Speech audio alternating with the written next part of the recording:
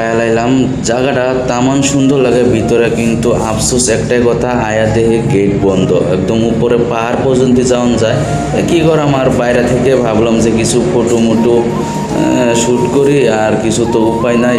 তা আমার লগে যে যে আইছিল এরা সবই তার মানে ফটোশ্যুটের মধ্যে খুব ব্যস্ত হয়ে গেলো, আর আমার দিকে বহুত হাসতেছে যে ভিডিও বানাইতেছি বুঝলা।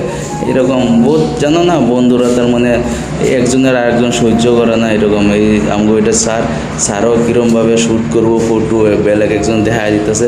আর বন্ধুরা আমারে কীরম লাগতেছে তোমরা একটা কমেন্ট করে জানাইবা আমারে, ঠিক আছে।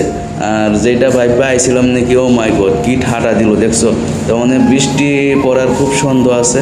এরকম টাইমে বাইরে হয়ে আইসি আমরা, না মন্দির দর্শন করতে পারলাম, আয়াতে গেট বন্ধ, উপায় নাই। আর এই সারা দেওয়া কীভাবে ফটো মতো দিনের ভাব দেওয়া যা খারাপ, কোন সময় কি আয়া যায় কোনো গ্যারেন্টি নাই।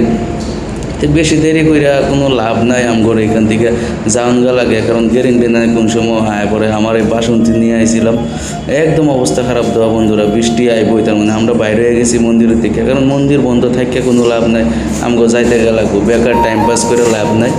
আমরা ভাবলাম জায়গা রাস্তার দিকে আইতে আইতে বাপরে আর কি কইয়াম, কোয়ার মতো এরকম না, এরকম জোরে কইরা তার মানে এরকম জোরে বৃষ্টি দিছে, না পাইরে উপায় নাই। তো বৃষ্টিতে ভাবলাম যে কিছু রুকি কিছু খায়া ছায়া লই, দোকানের সাইডে রুকলাম। তো এরকম মধ্যে দেখলাম বেলপুরি, তার মানে ফুচকা তো সবাই চিনো, সবারই প্রিয়, আর আমারও খুব প্রিয় ফুচকা।